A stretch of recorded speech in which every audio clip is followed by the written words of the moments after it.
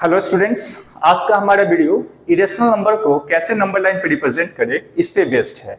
इसके मेनली दो मेथड्स होते हैं, बट मैं आपको एक मेथड जो कि सबसे इजी और सबसे इफेक्टिव है उसको ही बताऊंगा, और वो मेथड से पाइथागोरस थ्योरम पे बेस्ड। ठीक है, तो पहले हम लोग पाइथागोरस थ्योरम को 1 मिनट में समझ लेंगे, उसके बाद नंबर लाइन पे इरेशनल नंबर को रिप्रेजेंट कर पाएंगे आसानी से। ठीक है, तो चलिए स्टार्ट करते हैं। देखिए, पाइथागोरस थ्योरम जनरली एप्लीकेबल है एक राइट एंगल ट्रायंगल पे। तो सपोज दैट हम लोग ए बी सी एक राइट एंगल ट्रायंगल लेते हैं और बी पे 90 डिग्री का एंगल बनता है। ठीक है, तो बी पे 90 डिग्री का एंगल बनता है, तो 90 के सामने वाला जो साइड होता है वो हाइपोटेनस होता है। इसको अगर हम लोग परपेंडिकुलर मान लेंगे तो ये हमारा बेस हो जाएगा। तो हाइपोटेनस निकालने का तरीका क्या होता है, तो ये P square plus B square का स्क्वायर रूट के बराबर होता है।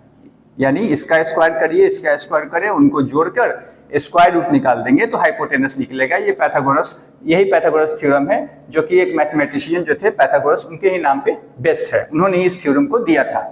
तो अब इसका इस्तेमाल करके हम लोग नंबर लाइन को कैसे रिप्रेजेंट करेंगे इरेशनल नंबर को नंबर लाइन पे, उसको जरा देख लेते हैं। सपोज दैट हमें √2 को रिप्रेजेंट करना है नंबर लाइन पे, तो इसमें एक चीज ध्यान रखना है कि परपेंडिकुलर को हमेशा 1 लेंगे। ठीक है, परपेंडिकुलर हमारा हमेशा 1 होगा। सपोज दैट ये हमारा 1 स्क्वायर कर लिया, और बेस को हम अपने क्वेश्चन के हिसाब से बदलते रहेंगे। ठीक है, तो यहाँ पे चूंकि हमें 2 चाहिए, तो 1 का स्क्वायर तो 1 हो गया, बच गया 1, तो बेस भी हमारा यहाँ पे क्या होगा, 1 का स्क्वायर होगा। तो यहाँ P square plus B square के फॉर्म में लिख दिए, ये हमारा पी हो गया और ये हमारा बी हो गया। क्लियर है, ये p का स्क्वायर हो गया और ये हमारा b का स्क्वायर हो गया।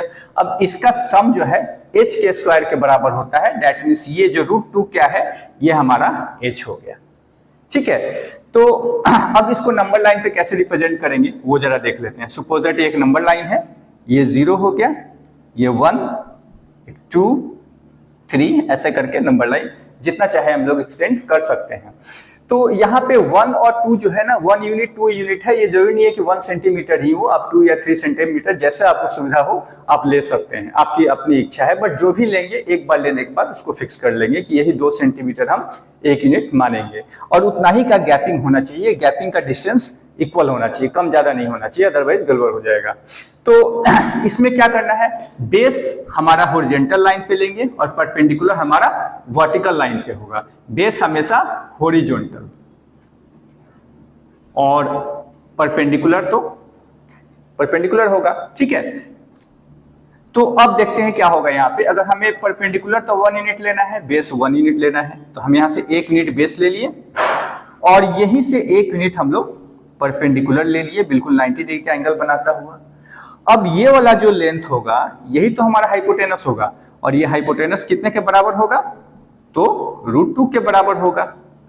ठीक है, तो अब हमारा ये 1 यूनिट है, ये 1 यूनिट है, तो परपेंडिकुलर का स्क्वायर प्लस बेस का स्क्वायर ही हमारा हाइपोटेनस होता है। तो ये हमारा हाइपोटेनस है यहाँ पे √2।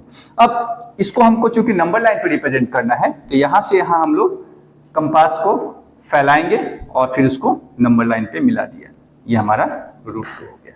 ठीक है, अब मान लीजिए √3 को रिप्रेजेंट करना है, तो हम 2 के जगह पर 3 कर देते हैं, और चूंकि परपेंडिकुलर को तो हमें टच नहीं करना, परपेंडिकुलर हमेशा 1 यूनिट ही रहेगा। बेस को अब हम क्या करेंगे, यहाँ 1 की जगह पर √2 ले लेंगे, क्योंकि √2 का स्क्वायर 2 होता है और 2 + 1 3 हमें मिल जाएगा। तो अब चूंकि यहाँ पे √2 हम लोग रिप्रेजेंट कर चुके हैं, तो इसी का इस्तेमाल करके सिर्फ यहाँ से परपेंडिकुलर 1 यूनिट ले लेते हैं और इसको मिला दिया यहाँ से, ये हमारा हाइपोटेनस हो गया जो कि √3 यूनिट का हो जाएगा। अब इसको चूंकि नंबर लाइन पे मिलाना है, तो हम इसको नंबर लाइन पे मिला देते हैं, ये √3 हो गया।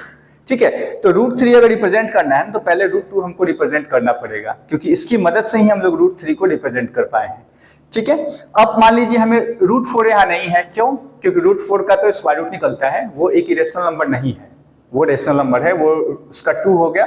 2 यहाँ पे आसानी से रिप्रेजेंट कर सकते हैं, उसमें तो कोई समस्या ही नहीं है, वो क्वेश्चन आएगा भी नहीं, हमेशा आएगा तो इरेशनल नंबर आएगा। अब मान लीजिए आपको √5 को रिप्रेजेंट करना है, तो कैसे करेंगे, तो यहाँ पे हम लोग 5 कर देते हैं। परपेंडिकुलर तो हमेशा 1 ही लेना है, तो इसको तो टच करेंगे नहीं, बच गया, इसको हम लोग चेंज कर सकते हैं। हमें 5 करना है, तो यहाँ पे 1 हमारे पास है, यहाँ इसकी वैल्यू 4 हमें आना चाहिए, तो उसके लिए हमें यहाँ पर 2 रखना होगा, क्योंकि 2 का स्क्वायर 4 और +1 5 हो जाएगा। तो यानी बेस हम कितना लेंगे, 2 यूनिट। तो यहां से यहां तक 2 यूनिट हम लोग, यहाँ पे 2 लिखा हुआ है, 2 यूनिट हम लोग बेस ले लिए। परपेंडिकुलर 1 यूनिट ही लेंगे, यहां से 1 यूनिट हम लोग परपेंडिकुलर ले लिए। क्लियर है।